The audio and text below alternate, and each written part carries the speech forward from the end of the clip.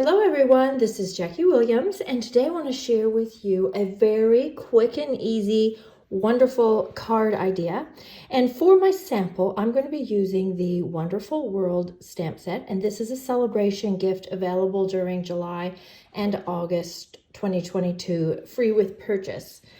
However, I'm going to show you some samples at the end so you can see that you can use it with different images as well. So let's get started. Now you want to have a piece to stamp on, and you'll be able to see that you can change this, of course, but just as a starting point, we're going to start with a piece that's 2 3/4 inches by 4, and I'm going to stamp that with the flower image. And I've asked around, and the consensus is that it is the bachelor button flower, just in case you wondered. So I'm going to use these 3 colors. I have got Orchid Oasis, Starry Sky, and Rich Razzleberry. So I'm going to ink it up first with Orchid Oasis. And then I'm going to take my Starry Sky and a sponge dauber and just go around the edges a bit. So this will just put a little bit of a darker color in through the edges. And I'm going to use my sponge dauber and just pick up some of that ink in the middle. And then I'll use my Rich Razzleberry and put some color in through the middle. And these may be quite subtle color variations, but it is nice to just have a little bit of some different colors in there. And then stamp that down. Now these stamps are the distinctive stamps, so you're going to get this wonderful light and dark areas just already etched right into the stamp. So you could just ink and stamp and get some beautiful detail as well. And I will show you a sample shortly where I've just inked and stamped it. Now from here, what we're going to do is take our trimmer, and I'll just turn mine on an angle so it's under the camera, and you can just cut at whatever increments you like. I'm going to do about 5/8 of an inch, and then maybe do 7/8, maybe a little bit less. I don't really want to cut through the bloom there. Okay, now I'm going to put dimensionals on the back of all 3 of these pieces. Now we need a second mat to put our stamped pieces on, and again, this is not a set measurement. You can change it to suit your images, but I've got 3 by 4.5. So it's a little bit wider than your first piece and about 1/2 inch longer than the first piece, the stamped piece. And then I'm going to put the top piece that I've stamped on first and just get an even mat on those 3 sides. And then I'll put on the bottom piece. This I found is the easiest way to get your pieces evenly spaced. And then you put on the middle piece, just kind of eyeball in the middle. So we've got these slots in through here. Now, the fun element about this card that I love is we're going to actually put a piece of ribbon in through this slot. And I should say before I get too far that this idea was inspired by a Stampin' Up designer. They gave us some ideas when COVID first outbroke, just some simple card ideas we could share with our customers. So I've cut a piece here that's just a bit longer than 3 inches, maybe 3.5 inches or so. And I'm just going to tape around a piece in through that first slot like this.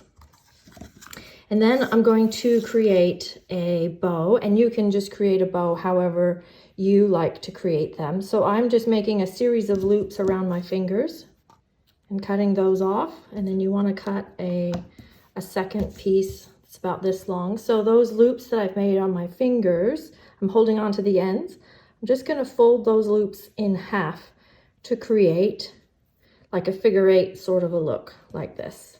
And then I'll take this second piece and just tie around the middle there. There, and you'll end up with something that looks like this. Or, as I said, do a bow that you like. And then I'm just going to take those tails and slip it underneath this piece that I have already adhered, and I'll just tie that on like this. And then I do always suggest you get a glue dot just to keep that bow from misbehaving. If you just slide a little glue dot under here, then that will keep it kind of in place.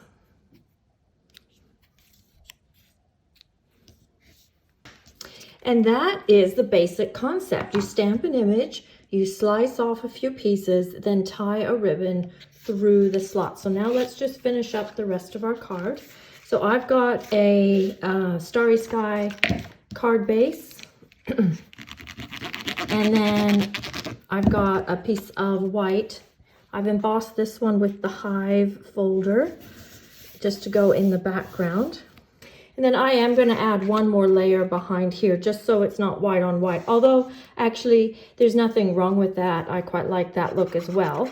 But you do have the option of course, adding another matte. So I'll just add a Starry Sky matte underneath here.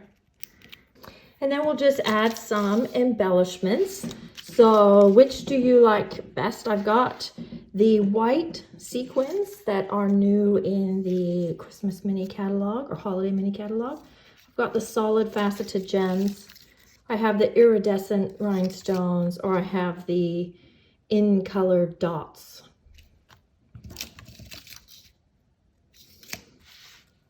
I think I'm gonna go with the solid faceted gems.